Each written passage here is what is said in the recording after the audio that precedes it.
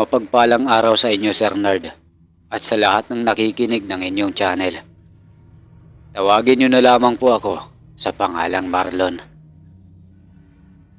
Nais ko lang pong ibahagi sa inyo ang aking karanasan kasama ang kaibigan kong si Larry. Nasa edad 16 anyos ako ng mga panahong iyon, Sir Nard.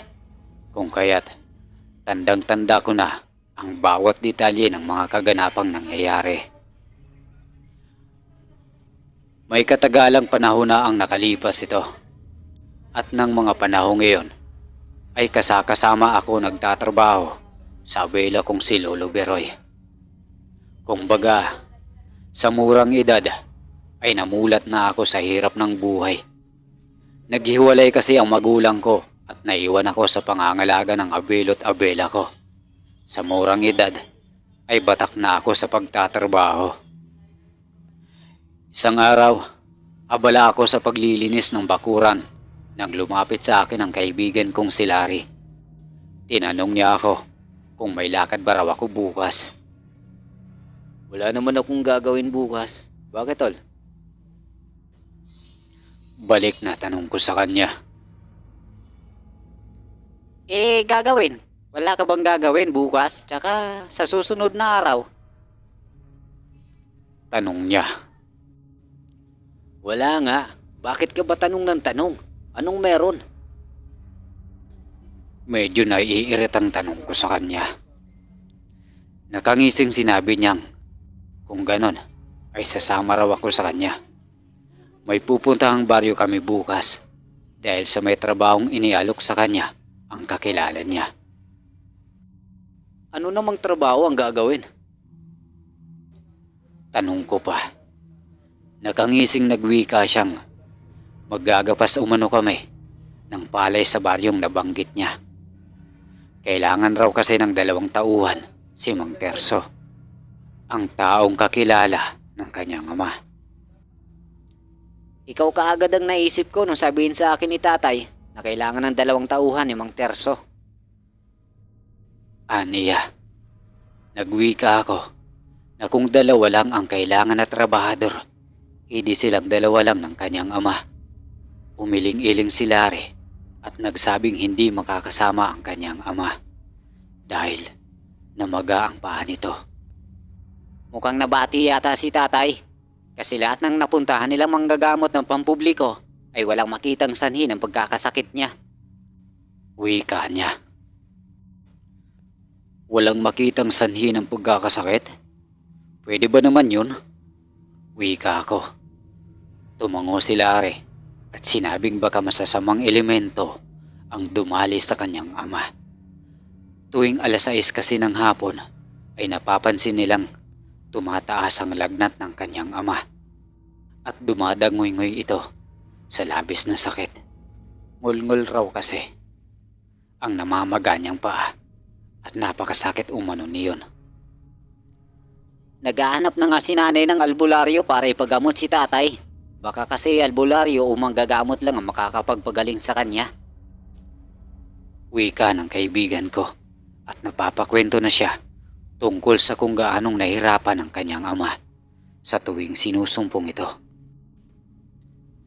Sama ka tol bukas ha? Para naman may makakausap ako habang nagtatrabaho. Pangungumbinsi pa niya. Tumango ako at nagwikang huwag siyang mag-alala dahil sasama ako sa kanyang magtrabaho. Tamang-tama kasi, kailangan ko rin ng karagdagang trabaho dahil may sakit din ang Lolo Beroy ko. Kinakailangan ko ng pera pambili ng gamot niya.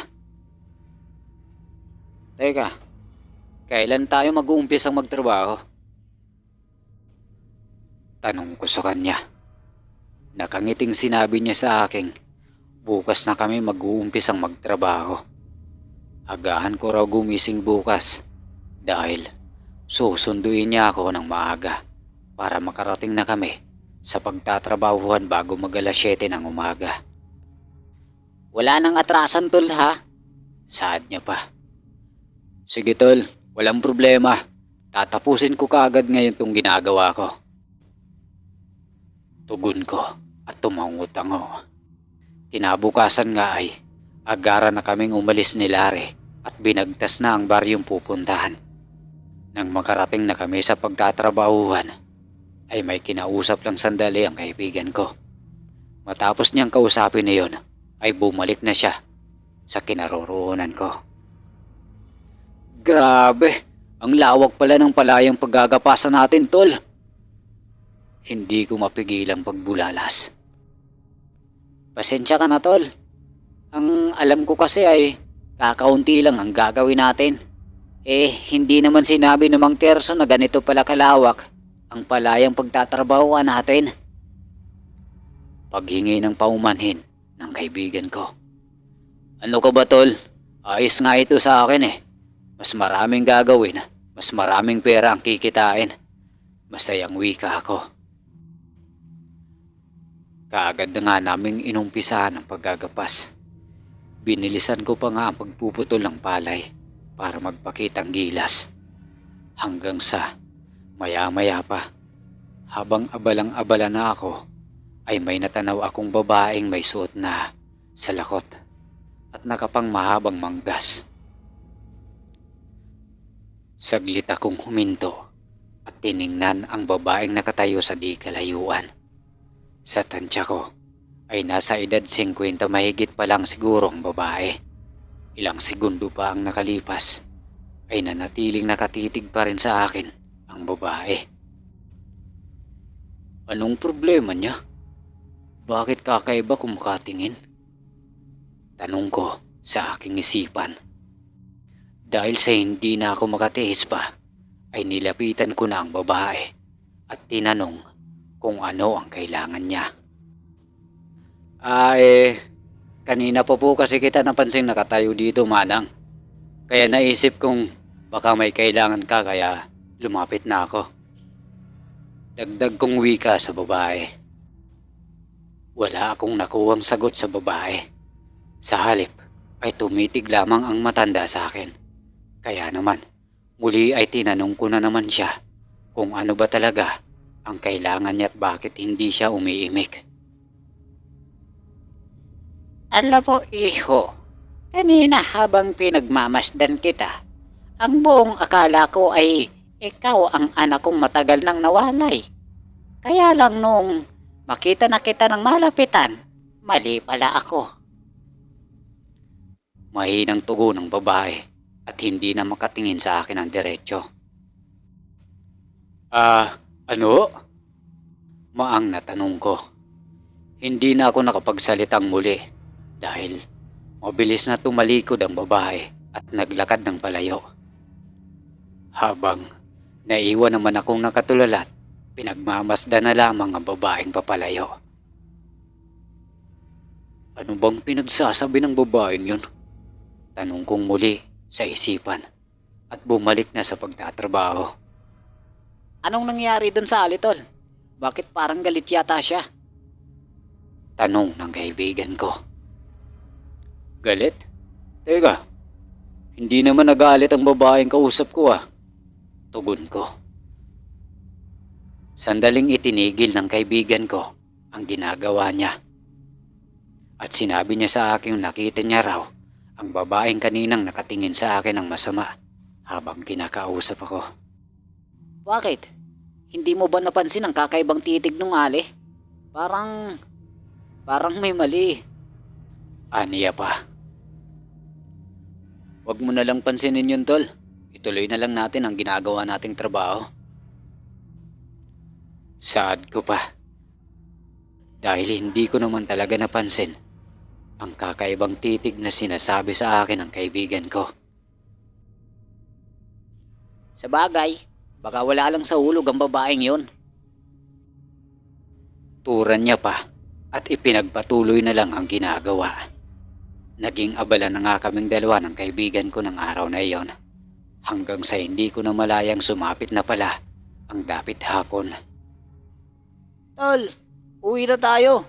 Magdidilim na. Tawag sa akin ang kaibigan ko. Nang lingunin ko siya, ay kasalukuyang inaayos na niya ang kagamitan.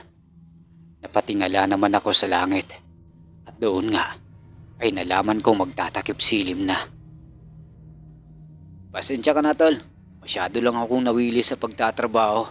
Kaya hindi ko na malayang magtatakip silim na pala. Paghingi ng paumanhin ko sa kaibigan ko. Ayos lang tol. Maging ako man ay nawili rin sa pagtatrabaho kaya hindi ko rin namalayan ang oras. Tugon niya. Saglit lang tol. Aayusin ko lang ang mga gamit ko. Saad ko at nagmadali ng umahon sa pilapil. Nang matapos ko nang ayusin ang mga gamit, ay binitbit ko na ang bag at inaya ang kaibigan kong umuwi na kami.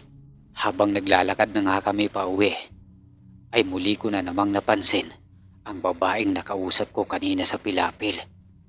Subalit, sa pagkakataong ngayon ay naroroon na ito sa gilid ng daanang di kalayuan sa nilalakaran namin. Matalim na nga ang pagkakatitig nito sa akin at para bang may balak iyong gawin na hindi maganda. Akmang sasabihin ko na sana sa kaibigan ko ang tungkol kay Ale. Sa isang kurap lang ng mga mata ko ay bigla na lamang iyong nawala. Teka, nasaan na siya? Tanong ko sa sarili. Hoy tol, ano bang pinagsasabi mo dyan? Untag na tanong sa akin ang kaibigan ko. Ha? Wala naman tol.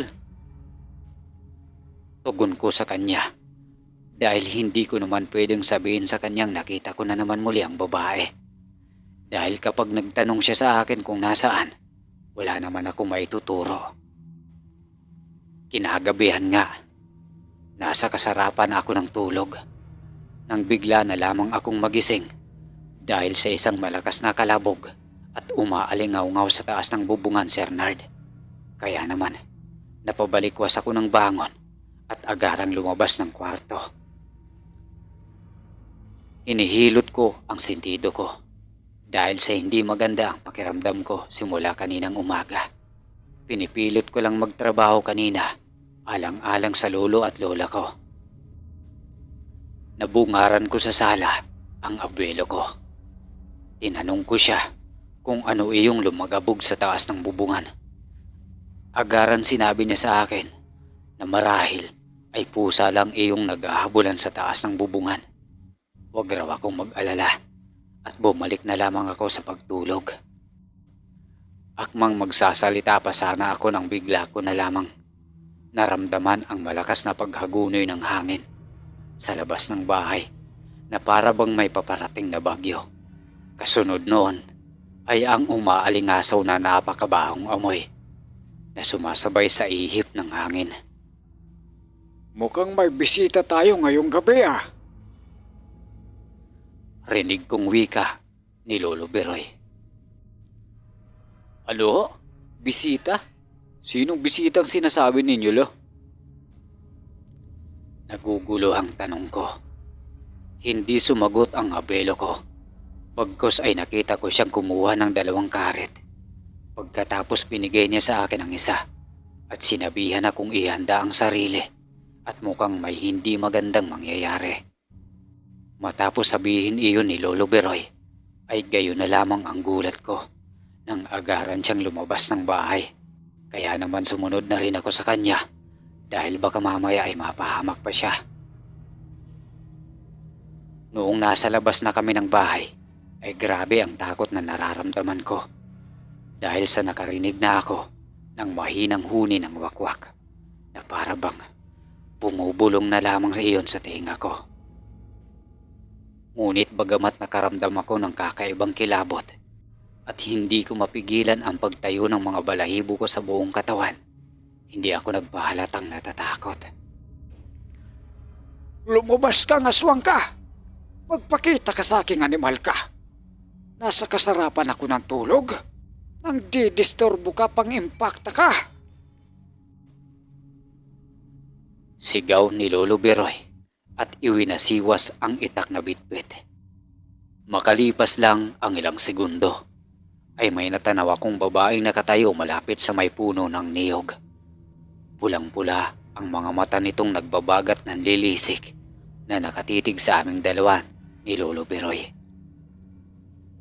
Napamura ako sa isipan ko at tinawag si Lolo Beroy dahil malapit lang sa kanya ang kinatatayuan ng babaeng may nakakapangilabot na wangis.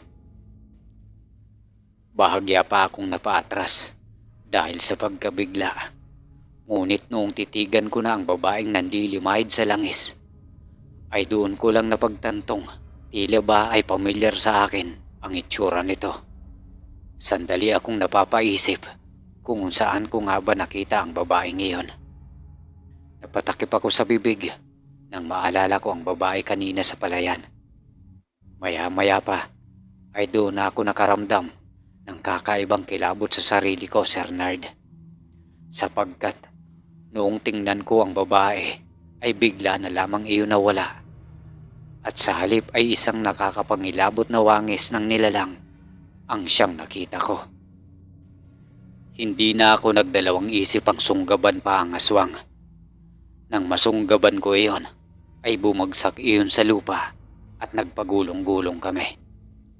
Nag-ipon ako ng lakas at pagkatapos ay walang pag-aalin lang ang pinagtataga ko iyon. Dahil baka mamaya, kapag inuna ko ang takot na nararamdaman ko, ay mapapahamak ang lolo ko. Subalit, sadyang napakalakas ng nilalang. Kaya't sa isang iglap lamang ay hinawakan ako sa braso at ibinaldog. Saglit akong napaigik nang maramdaman ko ang malakas na pagkabalibag sa akin ng aswang. Pero sandali lamang iyon, Sir Nard, dahil mabilis na akong bumangon at walang habas na pinagtataga ang aswang.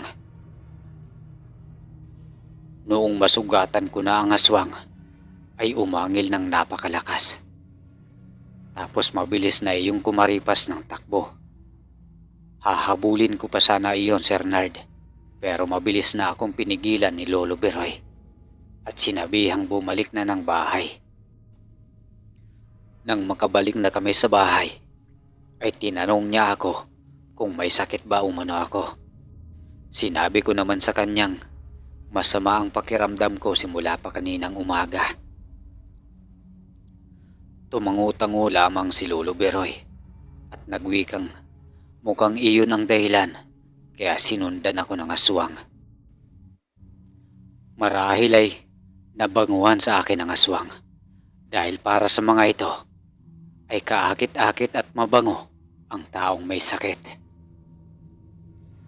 Kinabukasan nga, Sir Nards, ay hindi na ako nakabalik pa sa pinagtatrabahuhan ko dahil nilagnat ako. Agara naman akong ginamot ng albularyo at kumpirmado ngang namarkahan ako ng aswang kung kaya't nasundan ako nito hanggang sa bahay. Hanggang dito na lamang po ang aking kwento, Sir Nards. Maraming salamat po. Wakas.